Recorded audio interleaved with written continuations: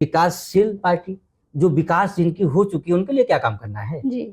जो विकास से वंचित हैं, जो संगठन संघ बना के जमीनी स्तर पर लोगों का मदद कर रहे हैं, उनको हॉस्पिटल एडमिट करा रहे हैं, उनको थाने चौकी का काम है उसमें मदद कर रहे हैं, ऐसे लोगों को जनप्रतिनिधि बनाना है, ऐसे लोगों को चुनाव लड़ाना है। पूंजीपतियों को चुनाव तो सब लड़ा रहा है जी, जिनके पास 10 करोड़ 5 करोड़ है वही चुनाव लड़ रहा है। बताइए, इसके पहले भी लोगों को सीट मिले थे, टिकट मिले थे, क्या कितने समाज निषाद समाज को लड़ाए, पावर भी मिला लोगों को, खुद मंत्री बनने का पावर मिला। क्या 2-4 आदमी के नाम बता दी जिसको नौकरी दे दी हो?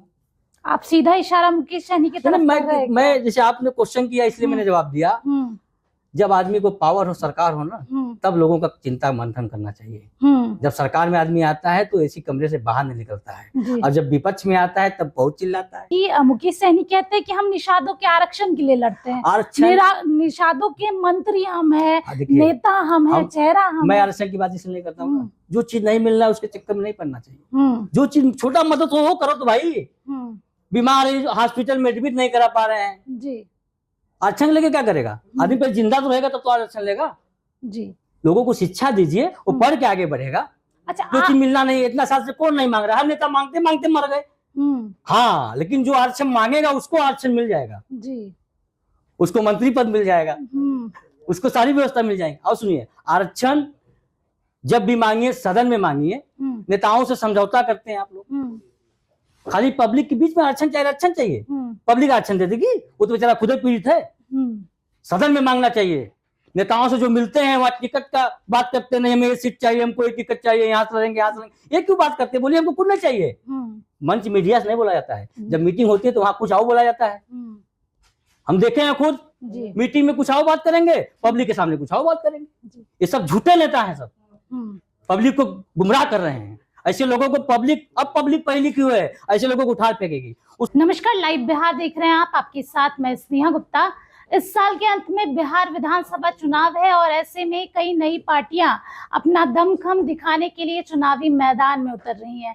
और आपको बता दें कि आज वीवीआईपी पार्टी का लॉन्च हुआ है और चुनावी मैदान में क्या गुल खिलाती है ये देखना भी लाजमी रहेगा। हमारे साथ खास बातचीत करने के लिए प्रदीप निषाद जी हैं, सीधे इनसे जुड़ेंगे। अगर इनकी बात हम करें तो बिहार की राजनीति में काफी सक्रिय हैं, क्योंकि मुकेश सहनी के साथ भी रहे हैं और उनके पीए भी रहे हैं। हेलीकॉप्टर बाबा के नाम से जाने जाते हैं और यूपी के जाने माने चेहरे। पहले तो बहुत शुक्रिया प्रदीप जी बात करने के लिए। बहुत धन्यवाद आपका जी। प्रदीप जी, सबसे पहले आज आपने अपनी पार्टी का लॉन्च किया है।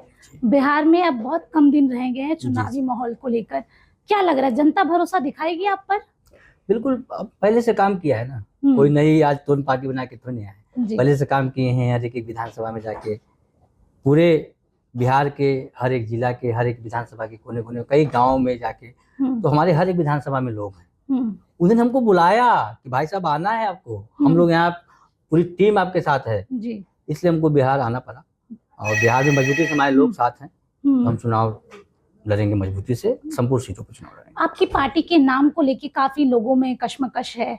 एक तरफ वीआईपी है, विकासशील इंसान पार्टी, दूसरी तरफ आपकी पार्टी है वीवीआईपी, जहां पर वंचितों के लिए जगह है, जो वंचित है उनको आप चुनावी मैदान में उतारेंगे। अच्छा, ये जो मिलता जुलता नाम है, इसके पीछे का कारण क्या है? आप पढ़िए तो, आप ध्यान से पढ़िए तो मिलता जुलता नाम नहीं, विकास वंचित इंसान पार्टी, जो विकास से वंचित है उनको लिए हम काम करेंगे।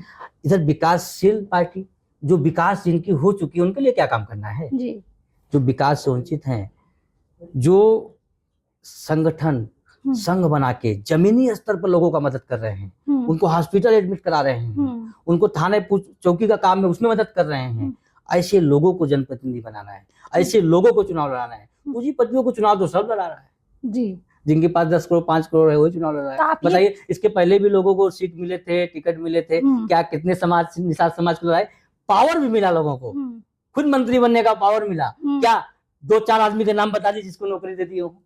आप सीधा इशारा मुकेश सहनी की तरफ मैं जैसे आपने क्वेश्चन किया इसलिए मैंने जवाब दिया। जब आदमी को पावर हो, सरकार हो ना, तब लोगों का चिंता मंथन करना चाहिए। जब सरकार में आदमी आता है तो ऐसी कमरे से बाहर नहीं निकलता है, और जब विपक्ष में आता है तब बहुत चिल्लाता है।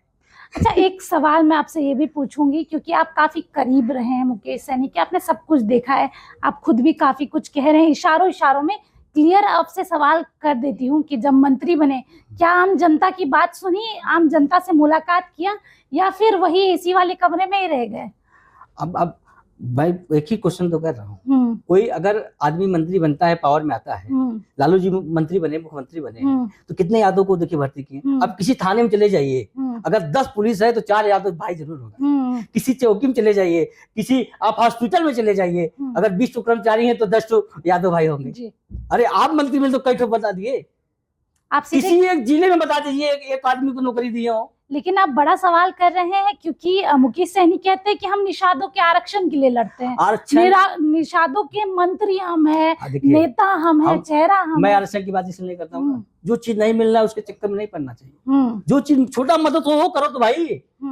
बीमार है, हॉस्पिटल में एडमिट नहीं करा पा रहे हैं जी, आरक्षण लेके क्या करेगा आदमी? पर जिंदा तो रहेगा तब तो आरक्षण लेगा जी। लोगों को शिक्षा दीजिए, वो पढ़ के आगे बढ़ेगा। अच्छा, जो चीज मिलना नहीं, इतना साल से कौन नहीं मांग रहा, हर नेता मांगते मांगते मर गए।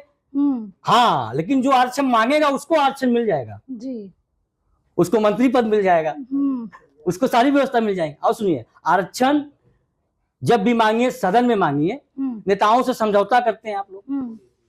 खाली पब्लिक के बीच में आरक्षण चाहिए, आरक्षण चाहिए, पब्लिक आरक्षण दे देगी? वो तो बेचारा खुद पीड़ित है। सदन में मांगना चाहिए। नेताओं से जो मिलते हैं वहाँ टिकट का बात करते नहीं, हमें ये सीट चाहिए, हमको ये टिकट चाहिए, यहाँ से लड़ेंगे, यहाँ से लड़ेंगे, ये क्यों बात करते हैं? बोलिए हमको कुछ नहीं चाहिए। मंच मीडिया से नहीं बोला जाता है, जब मीटिंग होती है तो वहाँ कुछ आओ बोला जाता है।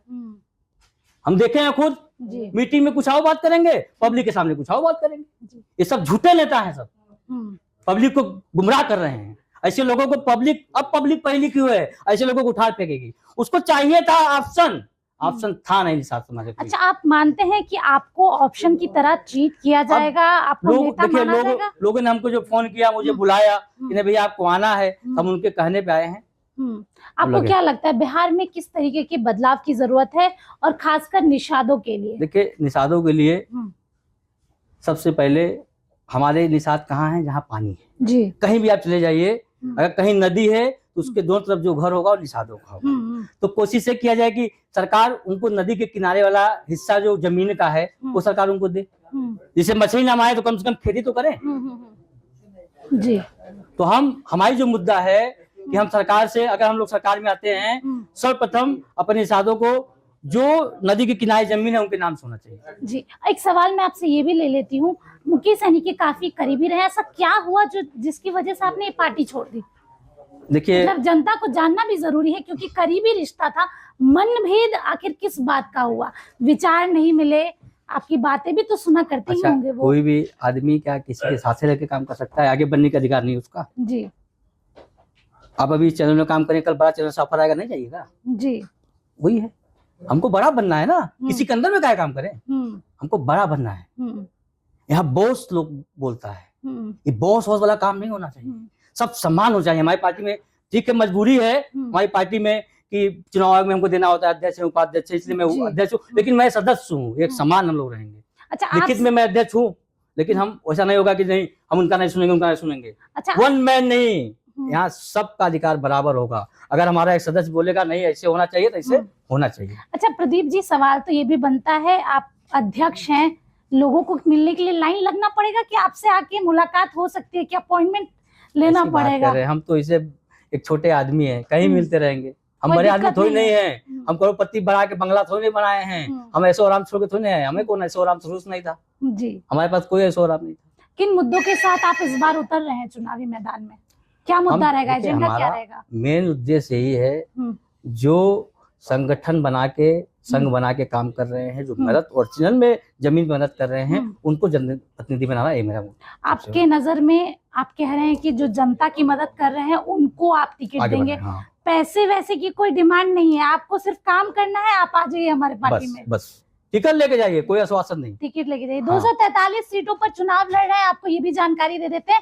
अच्छा, एक सवाल और भी पूछती हूँ मैं आपसे, हेलीकॉप्टर बाबा की स्टोरी क्या है? ये नाम आपको कैसे मिल गया? इसका मैं बताता हूँ जी। मैं एक गरीब परिवार से रहा और मेरी पार्टी बनी, तो मैं उत्तर प्रदेश में भी 17 रैली किया था, हेलीकॉप्टर से ही किया था। अच्छा, यहाँ भी करेंगे जी, यहाँ भी जितनी रैली हमारी होंगी हेलीकॉप्टर से होंगी, तो इसलिए मेरा नाम लोगों ने हेलीकॉप्टर बाबा का नाम रख दिया कि हेलीकॉप्टर बाबा से गरीब परिवार का मछली मारने वाला बेचारा हेलीकॉप्टर से चढ़ने लगा। हम लोग केवल फ्लाइट देखते से ऊपर जाती थी। इसके पीछे कहानी है, कभी इंटरव्यू लीजिएगा।